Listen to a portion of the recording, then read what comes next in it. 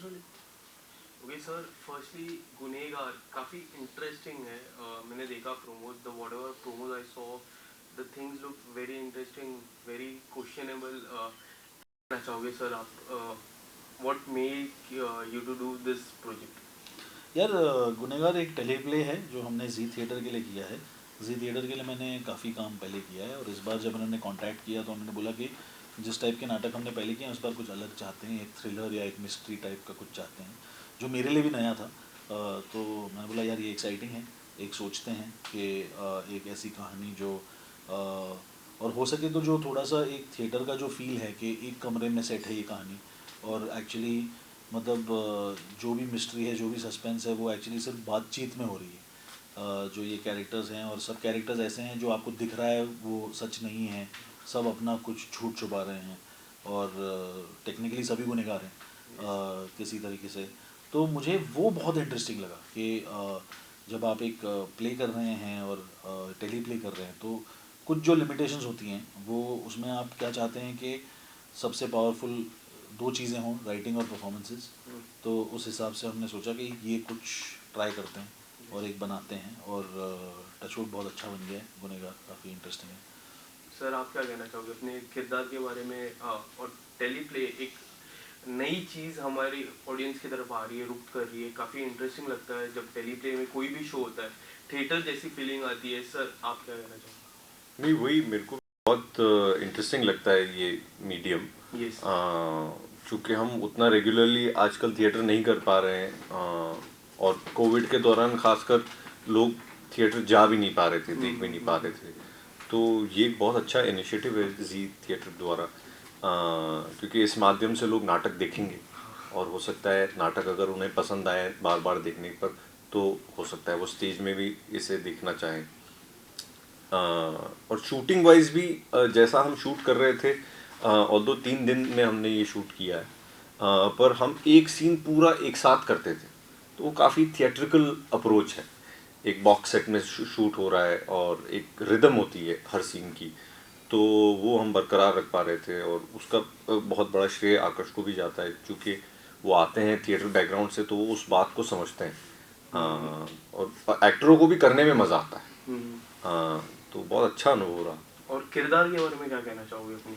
बहुत अच्छा किरदार है। इंस्पेक्टर ओम मेरे किरदार का नाम है।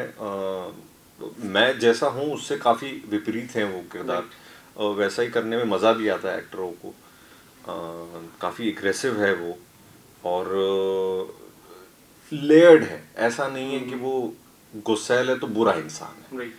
है ना, और ऐसा नहीं है कि वो सिर्फ मुस्कुरा के बात कर रहा है तो अच्छा इंसान है। तो मुझे वो उस किस्म का कंटेंट बहुत पसंद आता है, जहाँ पर हम ब्लैक और वाइट के बीच में क्या हो रहा है वो एक्सप्लोर करने की कोशिश करते हैं। इससे पहले आपने कभी थिएटर प्ले किया है? इससे like have you done the real theatre play? Real theatre किया है मैंने, मैं असल में वही करता था पहले। क्या डिफरेंस लगता है teleplay and theatre play में? कोई डिफरेंस आपको दिखता है? वो लाइव होता है। यस। नाटक तो लाइव होता है, उसमें ऑडियंस आपके सामने होती है, तो करीब करीब आप और ऑडियंस जो है एक साथ कई सारी चीज़ें अनुभव कर रहे होते हो। आप एक चीज़ महसूस करते हो और उसे एक्सप्रेस करते हो, और अगर अच्छे से करते हो तो ऑडियंस भी वो महसूस करती है।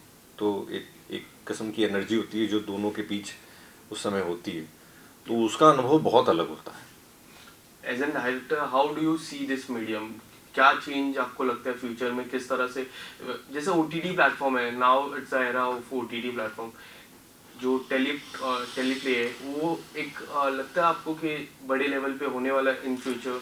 देखिए मुझे ऐसा लगता है कि ना ये कोई मीडियम या कोई प्लेटफॉर्म दूसरे को रिप्लेस नहीं कर रहा, ये सब साथ में रहने वाले हैं। अब जैसे ओटीटी का ज़माना है, कहना आसान होता है, लेकिन आरआरआर सबने जाकर थिएटर में देखी, और वो मतलब वो नेटफ्लिक्स पे भी चल रही है, और मतलब सिनेमा हॉल में भी चल रही है। आई थिंक अब सबको कोएग्जिस्ट करना पड़ेगा, साथ में रहेंगे। हाँ, अपॉर्चुनिटीज़ बढ़ रही हैं, प्लेटफॉर्म्स बढ़ रहे हैं, तो मतलब मीडियम बढ़ रहे हैं, तो उससे सबका फ़ायदा हो रहा है, बिकॉज अलग अलग किस्म की कहानियाँ हम बोल पा रहे हैं। और अब मतलब इतना सारा कंटेंट हो गया है, तो एक बहुत इंटरेस्टिंग चीज़ ये हो गई है कि हर कंटेंट का अपना ऑडियंस होता है, और हर ऑडियंस के लिए कंटेंट है।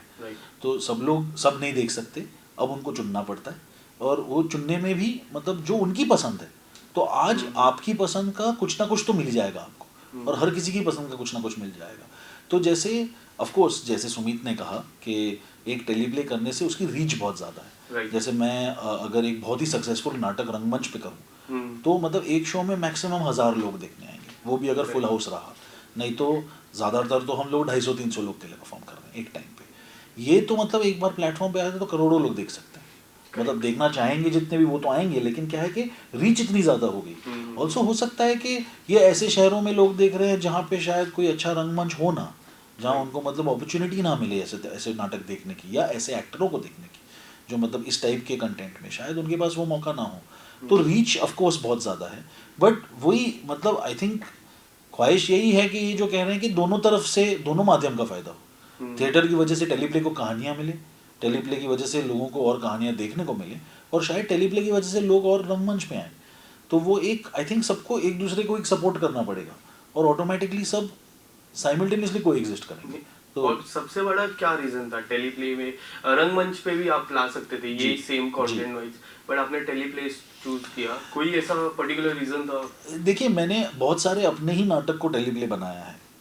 ये पहली बार है कि हम डायरेक्टली टेलीप्ले के लिए एक कुछ कंटेंट कर रहे हैं, बट ये इसलिए है कि एक डेफिनेटली मेरे लिए दो चीज़ें हैं। एक तो रीच है कि जितने सारे लोग देख सकते हैं ये, और क्या है कि गुनहगार करते हुए हमें इतना मज़ा आया कि सुमित और हमने ये भी डिस्कस किया कि स्टेज पे कर लेते हैं कि मतलब क्योंकि एक्टरों को भी मज़ा आया उस तरह से तो करने में। और दूसरा मेरे लिए क्या है ना, मैं कैमरा के साथ भी काम कर सकता हूँ, फिल्में भी बना चुका हूँ, थिएटर भी कर चुका हूँ। मेरे लिए ये एक एक्सपेरिमेंट बहुत इंटरेस्टिंग है कि दोनों चीज़ों को कैसे मिश्रण किया जाए। ऐसा लगता है कि मेरी ही मतलब पर्सनैलिटी के दो भाग हैं, उनको कैसे साथ में किया जाए, एक्सपेरिमेंट किया जाए। देखिए अगर आप देखेंगे ना, जब कोई बोलता है टेलीप्ले तो लोग पहले सोचते हैं जो दूरदर्शन पे नाटक देखते थे ना कि एक कैमरा दो कैमरा लगा दिया नाटक चल रहा है। और शुरुआत ऐसे ही हुई थी, मतलब जी हो या सिनेप्ले हो जो भी, शुरुआत वैसे हुई थी। लेकिन हमने फिर जैसे जैसे सिनेमा में और सीखा और थिएटर में और सीखा, हमने बोला कि नई चीज़ें ट्राई करते हैं और कैसे इंटरेस्टिंग बना सकते हैं ताकि बोरिंग ना हो, ये डिस्टेंस ना हो ऑडियंस से, ऑडियंस कैरेक्टर के पास जा सके, यू नो। तो कैसे हम यूज़ करके कहानी को और इंटरेस्टिंग बनाए। और जी थिएटर की एक बहुत अच्छी बात है कि उन्होंने बहुत कोऑपरेट किया है इस मामले में। वो रिजिड नहीं रहे, उन्होंने नहीं बोला कि नहीं भाई ये फॉर्मेट चाहिए हमको, उन्होंने बोला आप खेलिए। और अगर जब भरोसा हो गया कि काम ठीक ठाक बन रहा है तो उन्होंने बोला कि खेलिए। और वहाँ पे as actors as a director इतना मज़ा आता है ना कि आप एक्सपेरिमेंट कर रहे हैं, आप एक ये कर पा रहे हैं जो शायद आप मतलब रोज़मर्रा की ज़िंदगी में ना कर पाएँ। तो वो एक मेरे लिए बहुत एक्साइटिंग होता है कि एक्सपेरिमेंट करने का मौका मिले और लोग ये कहानी देख सकें। पर हम जब बात करते हैं कोई भी किरदार के बारे में, जिस तरह से रीच बढ़ती है, टेलीप्ले की रीच आपको लगता है उस तरह की बढ़ेगी जिस तरह जो थिएटर वाइज रीच रहती है? देखिए होप तो यही है। और मुझे ऐसा लग रहा है कि अगर हम जैसे जी थिएटर से आप अगर डिस्कस करें तो काफ़ी सारे जो उनके प्लेज हैं टेली प्लेज वो काफ़ी सक्सेसफुल रहे हैं। और मतलब वो हर 3 महीने किसी और प्लेटफॉर्म पे आ जाते हैं तो वो घूमते रहते हैं। नाटक क्या होता है कि आप करते हैं, शुरू होते हैं, अब 15 शो या 20 शो या 100 शो बाद बंद कर देते हैं, एक्टर भी बूढ़े हो जाते हैं। लेकिन एक बार ये आ गया तो ये हमेशा के लिए है, ये कभी भी देख सकते हैं आप। तो इसकी लाइफ बहुत लंबी है, तो वो डेफिनेटली। और अब देखिए अब हमारी खुशकिस्मती है कि सुमित व्यास, गजराज राव, श्वेता बासु जैसे एक्टर टेलीप्ले कर रहे हैं।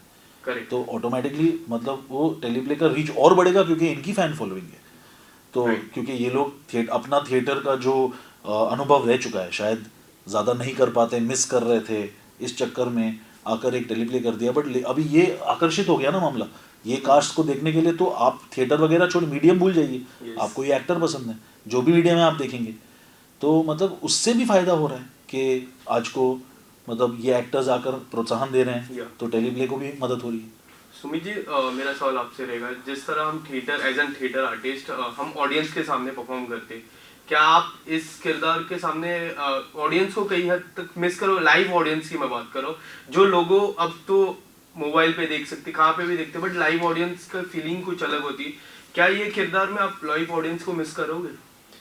नहीं, मतलब वो डिपेंड करता है आप क्या किस माध्यम के लिए आप काम कर रहे हैं। अगर हमें पता है कि हम शूट कर रहे हैं एक चीज़ कैमरा के लिए बना रहे हैं, तो जाहिर सी बात है कि उस समय मैं उस ऑडियंस को मिस नहीं करूँगा क्योंकि मैं इस माध्यम में वो काम कर रहा हूँ। जैसे सिंगर है, सिंगर रिकॉर्डिंग स्टूडियो में भी गाना गाता है और स्टेज पर भी गाना गाता है। रिकॉर्डिंग स्टूडियो में वो जाहिर सी बात है ऑडियंस को नहीं मिस करता है, लेकिन उसका ये मतलब नहीं कि उसे गाने में कम मज़ा आ रहा है। और सिमिलरली स्टेज पर जब वो जाता है तो उसका अपना एक रस होता है वहाँ परफॉर्म करने का, तो वो अलग है। इसके अलावा गजराज जी भी है, श्वेता जी भी है, उनके किरदार के बारे में कुछ हमारे ऑडियंस को बता दीजिए। गजराज जी एक त्रिलोक कुमार बंसल नाम का कैरेक्टर प्ले कर रहे हैं, जो कुछ मिस्टीरियस से कैरेक्टर है, आप उसके बारे में ज़्यादा जानते नहीं हैं। पूरी कहानी उनके घर पे होती है। श्वेता मृणालिनी नाम की एक जर्नलिस्ट प्ले कर रही हैं, और गजराज जी का जो कैरेक्टर है बंसल, वो मृणालिनी को फ़ोन करके बोलता है कि मेरे पास आपके लिए एक बहुत सनसनी खबर है, तो आप आइए मिलिए और एक स्कूप की तरह ले जाइए। और वो एक अच्छी कहानी तलाशने की जो एक लालच है, उस वजह से मृणालिनी आ जाती है बंसल से मिलने, बट पहुंचने के बाद उसे पता चलता है कि हाँ माजरा कुछ और है। और इसी माहौल में जो इंस्पेक्टर ओम है, जो जिनका मृणालिनी के साथ एक रिश्ता है, वो वहाँ पहुँच जाते हैं। और वो भी मतलब थोड़े से कंफ्यूज होते हैं कि मुझे यहाँ क्यों बुला गया गया है, यहाँ पे ये लड़की क्या कर रही है, ये आदमी कौन है। और तब आपको धीरे धीरे पता चलता है कि वो तीन लोग उस सिचुएशन में क्यों आए हैं। और उससे आगे तो कुछ कह नहीं पाऊँगा, पर ये है, ये पूरा तीनों कैरेक्टर के बीच में जो एक इंटरप्ले है, जो एक खेल खेला जा रहा है, वो कहानी है। काफी सारी सस्पेंस है कहानी में। सर आपसे जानना चाहूंगा, what was your thought process to take on this role? Aakarsh Khurana, that's why I took on this role. क्या कहा आकाश सर ने पहले? That we are doing a play, will you act? I said yeah. और आपने script नहीं सुनी? क्या script सुनने के बाद कुछ बट नहीं, मैं वो सब नहीं करता। वो हाँ, वो मेरे पे ज़्यादा जिम्मेदारी बढ़ जाती है। मुझे जब भी कोई काम देता है तो सुमित व्यास को मेरा पहला कॉल जाता है कि मतलब अगर उस एज ग्रुप में कोई कैरेक्टर है तो पहला कॉल उनके पास जाता है। और अगर उनके पास डेट्स होते हैं तो वो यूजुअली ना नहीं बोलते, कभी कभी डेट्स बना भी लेते हैं। और एक मेरे लिए बहुत फॉर्चुनेट चीज़ है सुमित के साथ, जो मेरा एक्सपीरियंस रहा है, जो अब 15-20 साल से हम लोग काम कर रहे हैं, कि वो स्क्रिप्ट लास्ट मांगते हैं। तो कभी कभी सेट पे भी बोलते कि क्या है भाई कहानी। तो वो मतलब लगभग तो शो किया था तो तब भी बोला था कि मैं शो बना रहा हूँ, इस तरह का एक कैरेक्टर है, विल यू डू इट? या आई डू। सामने ही इनका ऑफिस है, मैं चला गया मिलने। इज इट लाइक सर के साथ या फिर बहुत सारे ऐसे डायरेक्टर? सब जगह मैं ऐसे चांस नहीं लेता, थोड़ा प्रॉब्लम हो जाएगा, मैं फंस जाऊंगा। हाँ, बट चूंकि हम बहुत सालों से एक दूसरे को जानते हैं और मैं एक्चुअली इनके काफी सीक्रेट्स जानता हूँ, तो मैं थोड़ा ब्लैकमेल कर लेता हूँ। क्या ये मेन रीजन है? ये भी है, हाँ।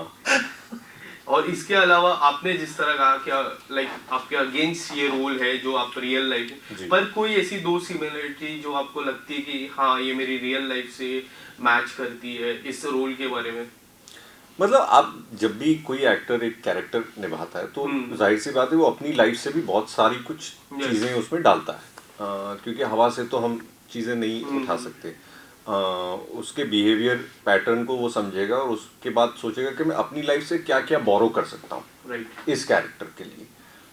तो उस लिहाज से जिस तरह से मैं चीज़ों पे रिएक्ट करता हूँ उसी में ट्वीक कर करके आप उस कैरेक्टर को बनाते हैं, थोड़ा उसमें से लेते हैं, थोड़ा और लोगों को आपने ऑब्जर्व किया है लाइफ में, उनके बिहेवियर को आप स्टडी करते हो, तो उनमें से भी आप चीज़ें चुराते हो और फिर उसको एक मिक्सर में डाल के और उसका एक स्मूदी बना के फिर आप एक कैरेक्टर बनाते हो। एंड जब हमारे एज एन एक्टर जब हमारे पास लाइक कम टाइम रहे और इतना सारा प्ले करना, how do you prepare yourself as an actor?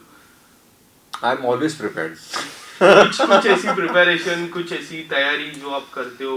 नहीं, तो मुझे ये लगता है कि एज एक्टर्स जनरली लाइफ में you have to be observant as actors, writers, as artist.